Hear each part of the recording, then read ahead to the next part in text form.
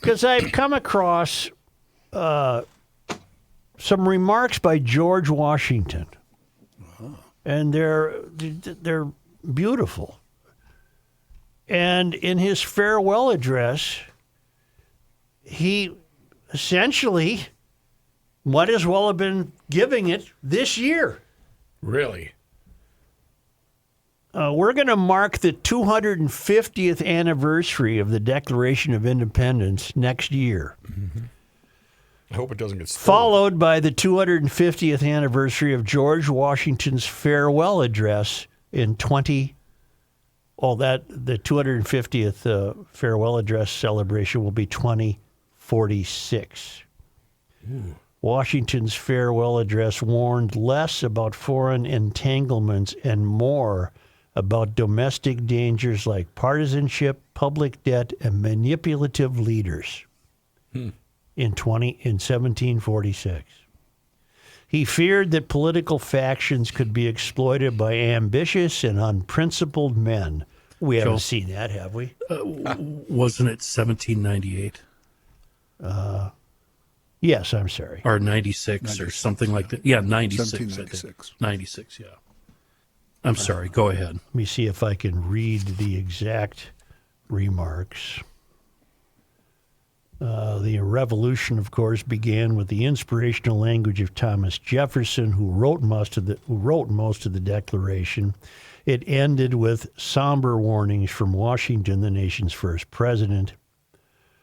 After chairing the Constitutional Convention in Philadelphia and serving 8 years as president, Washington announced in a newspaper essay that he would not seek another term. He wished to return to his home in Mount Vernon.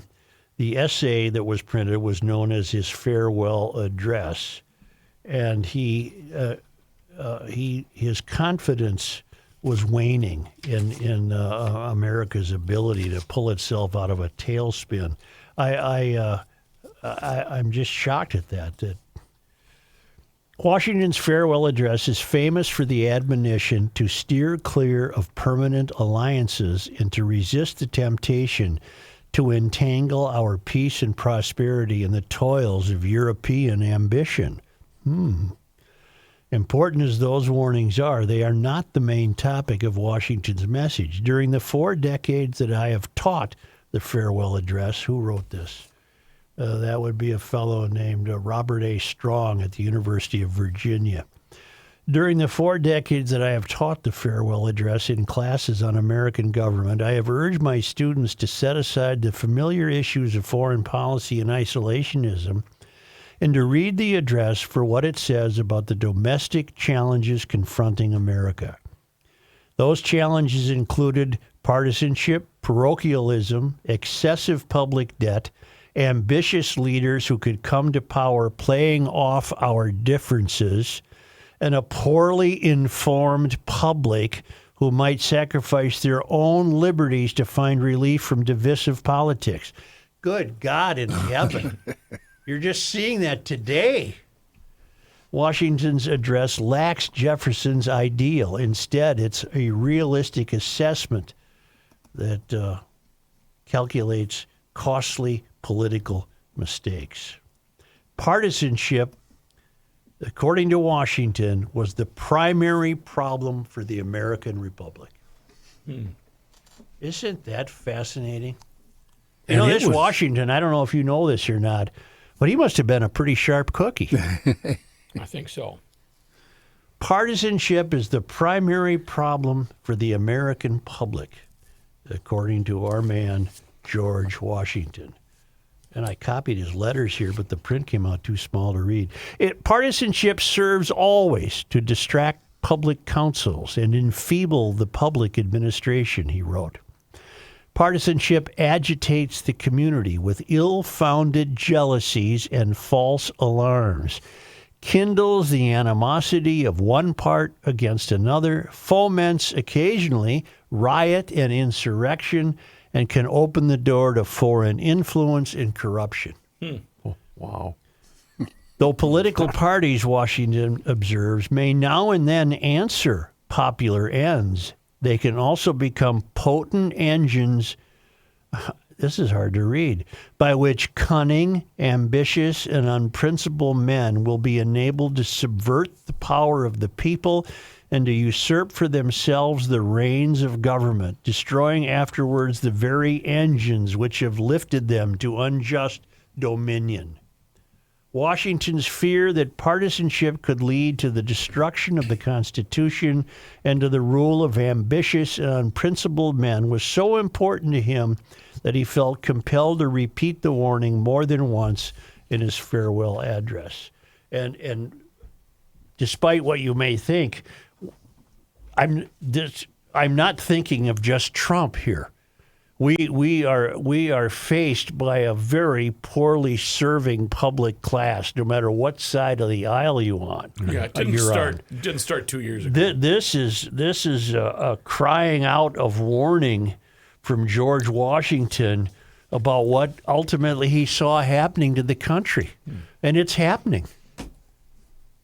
What were these fools? Who are these fools except ambitious, unprincipled characters? Whether it's Trump or Biden or Kamala Harris or Governor Cockwomble, they're all unprincipled. They're all without character. They're soulless. You could take it down to city council levels. My God, it's just... We're inundated. And the partisanship does allow you to play these ridiculous emotional games. I think George called them false alarms. Are you separating the voters then from the politicians? Wouldn't you say all voters and all citizens of the United States are to blame? Absolutely.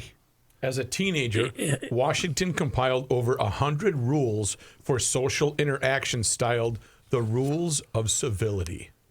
The second time Washington, the Rules of Civility was a Moore Towles novel. I bet that's where he took it. Probably.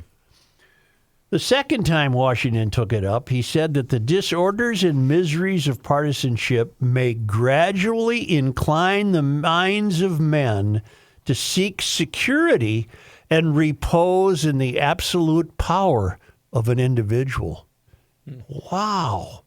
Sooner or later, he wrote, the chief of some prevailing faction, more able or more fortunate than his competitors, turns this disposition to the purpose of his own elevation on the ruins of public liberty. So why not outlaw parties and rein in the dangers of partisanship? Washington observed that is not possible. The spirit of party is inseparable from our nature, having its root in the strongest passions of the human mind. Americans naturally collect themselves into groups, factions, interests, and parties because that's what human beings do. It's easier to be connected to local communities, states, or regions of the country than to a large and diverse nation, even though that large and diverse nation is, by Washington's assessment, essential to the security and success of all. The central problem in American politics is not a matter of devious leaders, foreign intrigue, or sectional rivalries, things that will always exist. Here's the answer. The problem, Washington warned, lies with the people. By their nature, people divide themselves in those divisions used and abused by individuals and enterprising minorities. Wow. Okay, so Let's wrap it up and shut the door. I have a question about that.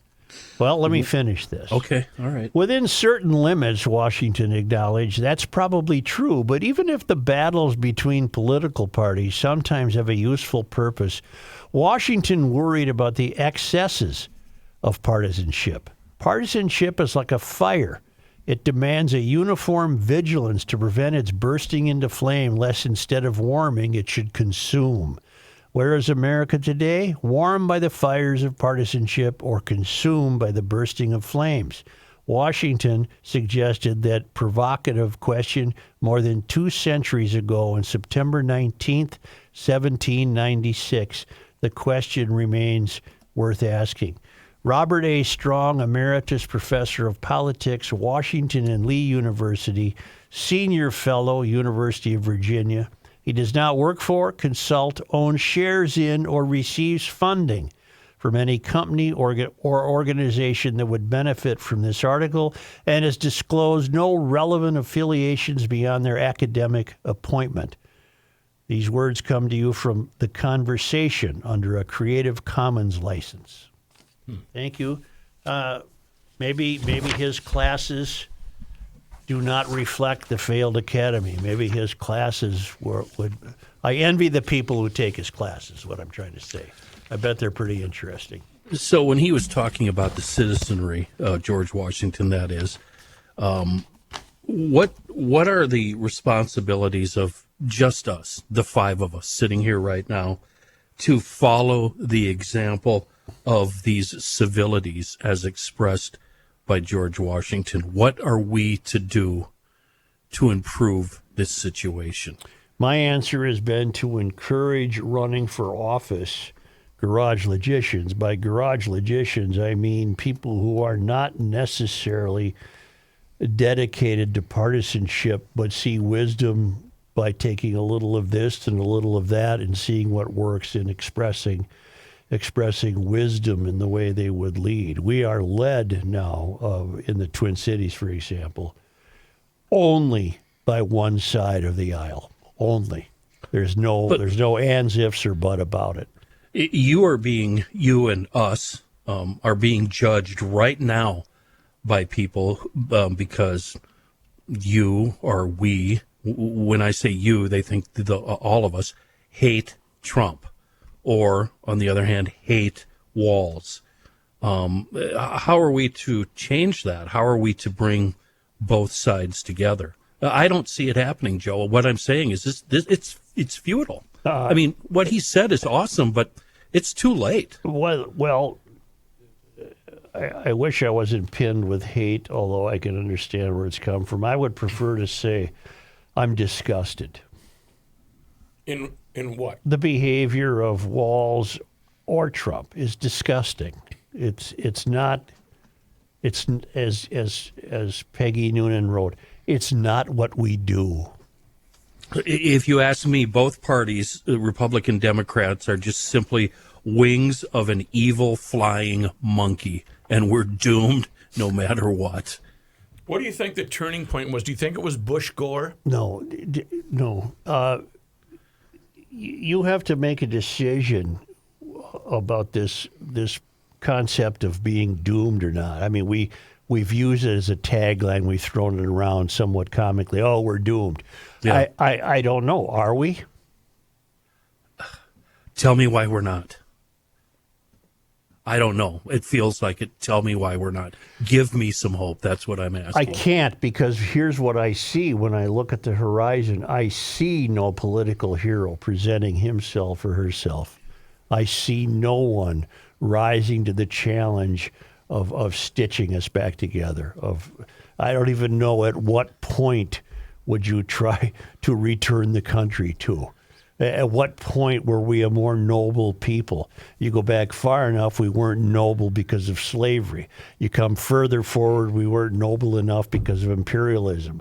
You go, where are we going to settle on an America that is civil, honest, and representative of good people? I think we were noble, and we still are noble, where government exists in the least amount, where we have to rely on ourselves and each other.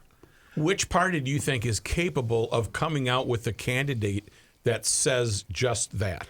I would love to say the Republican Party, but I won't. There's no evidence that the Republican Party, like the Democrats, is not a party I recognize. So an and independent. the Democratic Party is not a party I recognize. And locally here in this state, I mean, a Republican has as much chance of getting elected here as I do of pitching for the Twins. So all of it's this never going to happen. All of this has me thinking, Joe, what you say about Epstein and how it's such a turnoff that you're forced to ignore it, right? Yeah. That's where I'm at with politics. It's such a turnoff right now that I want to do everything I possibly can to ignore it, but then the result, that's what they want. Well, They I don't think want it's us- I don't think it's too strong a statement to say we've been manipulated into turning it off. Perfect way of putting it. Thank you. We've been That- manipulating to just say the hell with it. What time's the Twins game on?